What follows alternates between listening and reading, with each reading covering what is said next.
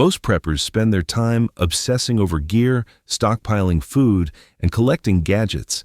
But when a real crisis hits, survival has surprisingly little to do with what you own.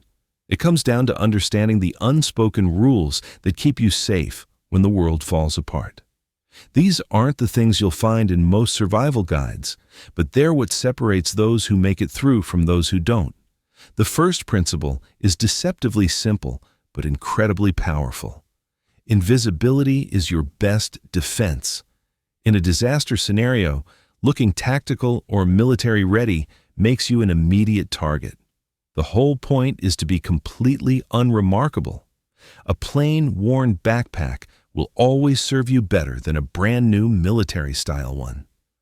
Blending into your environment protects you far more effectively than any high-end tactical equipment, though most people only learn this lesson after it's too late. Think about it this way. If someone kept all their emergency supplies in containers, clearly labeled with prepper terms or survival gear logos, those would be the first things looters would grab. Smart preppers use plain, boring boxes that look like they contain nothing of value.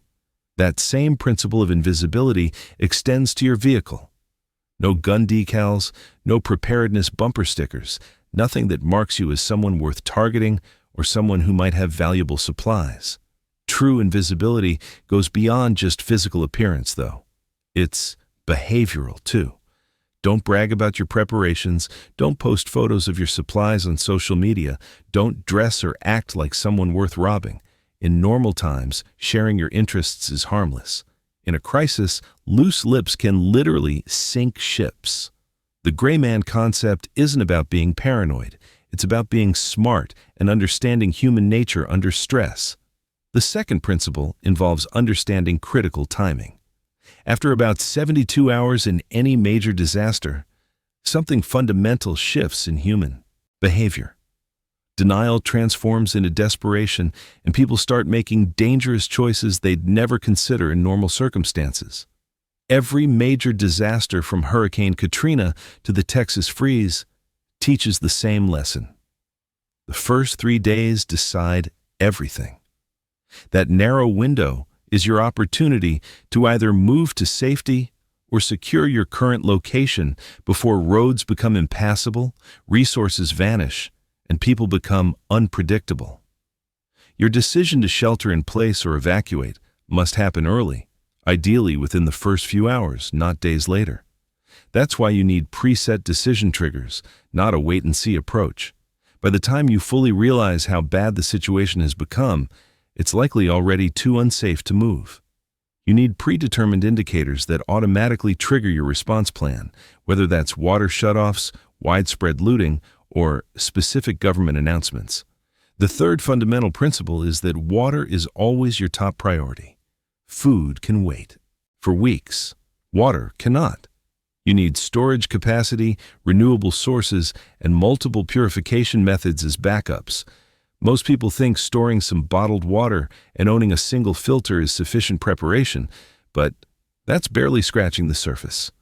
A comprehensive water plan has multiple layers including stored water, knowledge of natural sources, several different purification methods, and appropriate containers for both collecting and transporting water.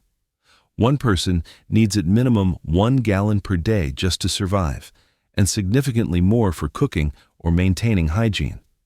For a family, these numbers multiply rapidly, which is exactly why storage alone will always fail eventually. Renewable sourcing becomes absolutely essential.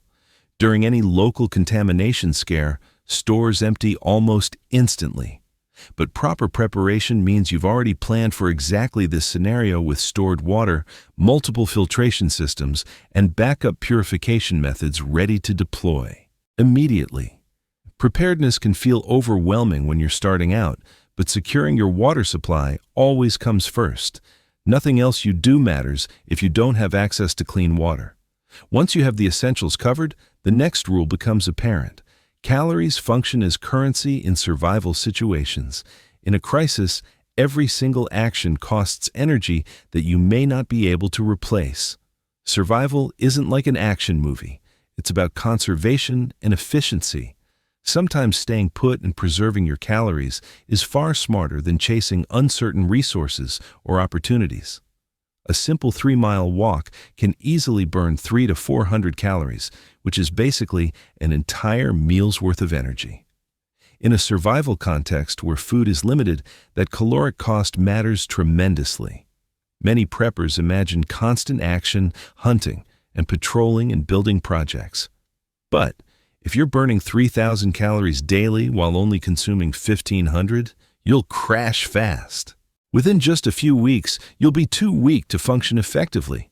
Smart survival means thinking in terms of pure energy efficiency. Batch your necessary tasks together, minimize unnecessary movement, and rest whenever you possibly can. The fourth rule follows naturally from this. Be deliberately lazy in how you approach survival tasks. Efficiency always beats pure exertion.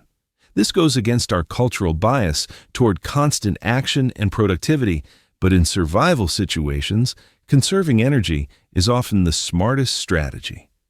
Ask yourself before every action whether it's truly necessary or if you're just doing it because you feel like you should be doing something. That brings us to the fifth principle. Fire is simultaneously your greatest tool and your greatest risk.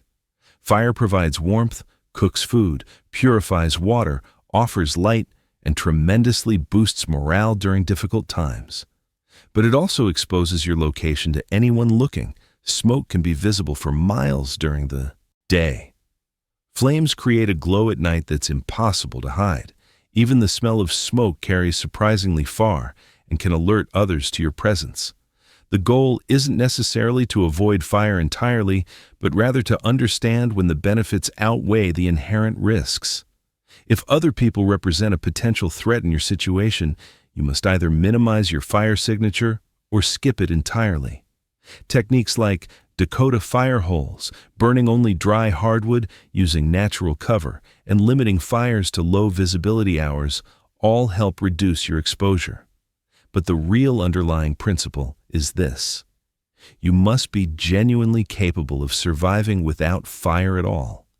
It should be a tool you can use strategically, not a necessity you're dependent on. The sixth rule is that silence qualifies as a genuine survival skill. Sound travels remarkably far, especially at night when ambient noise drops. Everyday noises like voices, footsteps, clanging pots, or even zipper pulls can reveal your presence to people much farther away than you'd imagine. Maintaining proper silence means moving deliberately, communicating with hand signals when possible, and truly understanding how your environment amplifies or carries sound. Practice this at home, or while camping by trying to complete normal tasks as quietly as possible.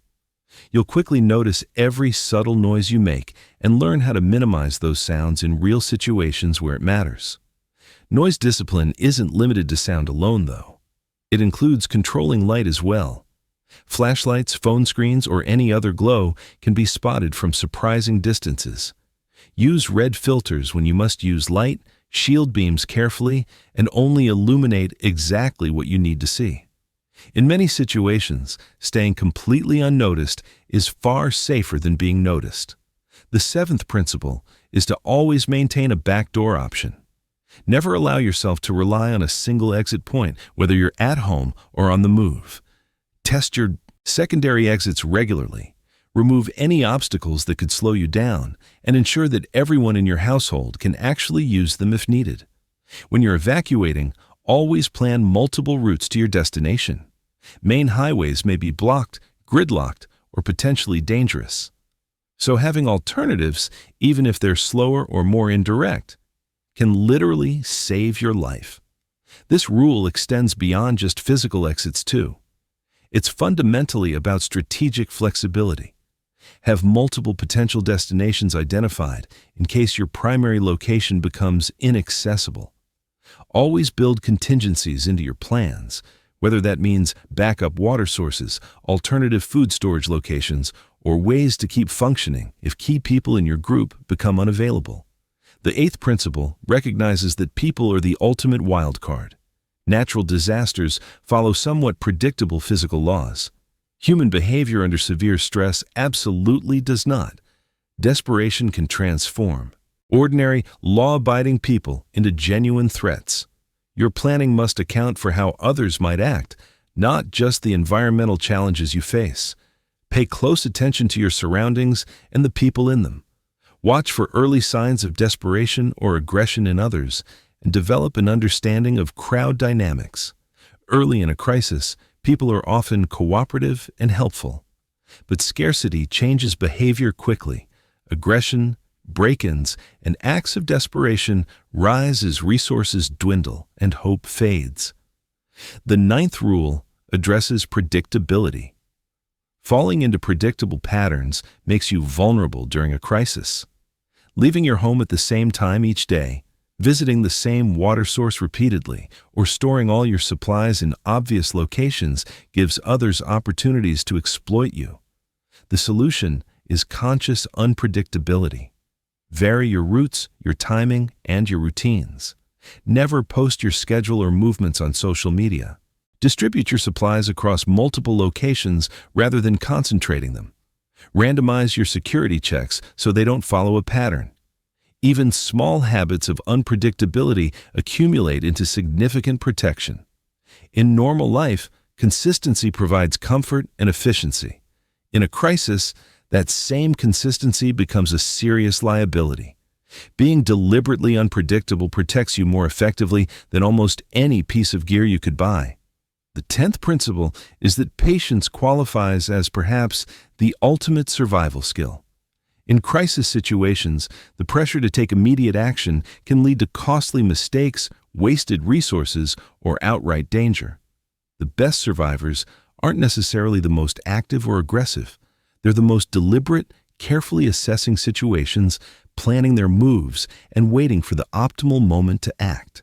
Whether you're hearing distant gunfire and deciding whether to investigate or determining when to approach a potentially scarce supply source, patience preserves both your safety and your opportunities. Patience also fundamentally shapes long-term survival. Successfully rationing food demands constantly resisting the urge to eat more than your planned allotment. Accepting real hunger today ensures you'll have supplies available tomorrow. Practicing voluntary fasting or simply sitting with uncomfortable situations builds genuine mental resilience, proving to yourself that you can endure difficulties without making hasty reactions that you'll regret. The final and perhaps most important principle is that your mind is your primary weapon. All your gear and skills matter very little if your mental state completely collapses under pressure. Survival is ultimately psychological, about maintaining clarity, preserving hope, and holding on to purpose even under tremendous stress. Without a strong mind and genuine will to continue living, even the most extensive physical preparations will eventually fail. Survivors endure not because they're necessarily the strongest or best equipped, but because they maintain purpose and psychological resilience. To build this mental strength, start by regularly exposing yourself to manageable discomfort. Camp in bad weather occasionally, practice intermittent fasting, or push your physical limits in controlled ways. Second, cultivate a sense of purpose that extends beyond just yourself, whether that's family, community, or deeply held values. Third, train your mind like you'd train a muscle. Practice stress inoculation techniques, use visualization exercises, or develop a meditation practice to maintain clarity when pressure mounts. Accept that survival is inherently difficult and often unfair, but that you possess the mental tools to persist anyway. These principles form the foundation of genuine preparedness. Invisibility keeps you safe. The 3-day window demands early action. Water is non-negotiable. Calories must be conserved. Fire requires strategic thinking. Silence protects you. Multiple exits provide options. Human behavior is unpredictable. Routine creates vulnerability. Patience preserves resources and safety. And your mental resilience ultimately determines whether you make it through. Stay prepared and stay smart.